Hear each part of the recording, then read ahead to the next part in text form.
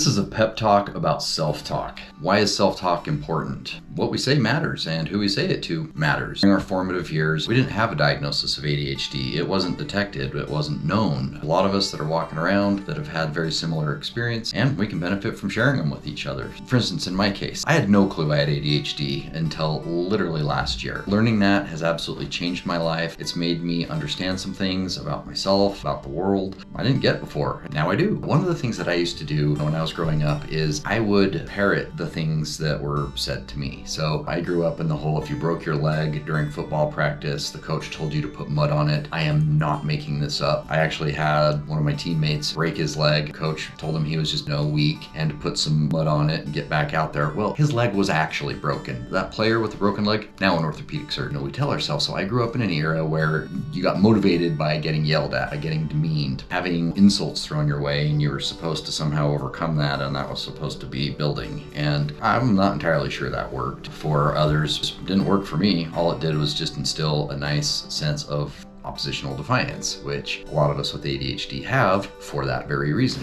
What we need is some encouragement and space, some ability to process things in as calm a manner as possible in order to get things done. Pretty much the only voice that I've found that really works that way for me is mine. I'd like to just talk about that a little bit here and see if I can help you. Maybe if you've got some negative self-talk going on, maybe we can turn that into positive self-talk. Right now, we can plant a tree that helps teach us how to do positive self-talk. Honestly, it can be very life-changing. So before I had a detection of ADHD, I would kind of mean to myself. If I would do something silly, like just drop a pen, really get on myself, I'd call myself stupid, jackass, a dumbass. Well, why did we do that? Well, because other people got down on us and they taught us to do that to ourselves. And so here we are, just perfectly normal human beings, just trying to find our way. We've got this little weight holding us down. It all kind of changed for me when I decided that it's not up to anybody else on this earth at all to be in charge of my personal happiness. Once I made that decision, I was like, well, gosh, I really need to start talking to myself better because what we say matters. Instead of calling myself a dumbass or stupid, I started to think of maybe treating myself like a very beloved little puppy or just the most adorable little 8-year-old ever. We are learning. We are trying to unwind a lot of this conditioning, training that was put on us by well-meaning family and community, but really not only ineffective, it's actually counterproductive. When we turn that around and we start just treating ourselves, it literally sounds too simple to be useful, but I've done it and it is extremely useful. Start calling yourself silly. If you have to even say anything, if something goes, honestly, might be just ideal to just say, hey, well, that didn't go how I wanted. If you can turn the self-talk to something that is positive or even neutral when things happen that didn't turn out the way you wanted, it makes all the difference in the world. It is possible to condition yourself. It is possible to train yourself. Ultimately, that's what we all need to do anyway. They use fancy terms for it. They use things like enlightenment and all this kind of stuff, which essentially is just somebody unlocking their own power all the way. That usually comes from putting 3 things together. We've all got our physical bodies, we've all got our mental brains, but we've also got our emotional part as well. And when you put all those 3 together and you are in charge of them and nobody else is,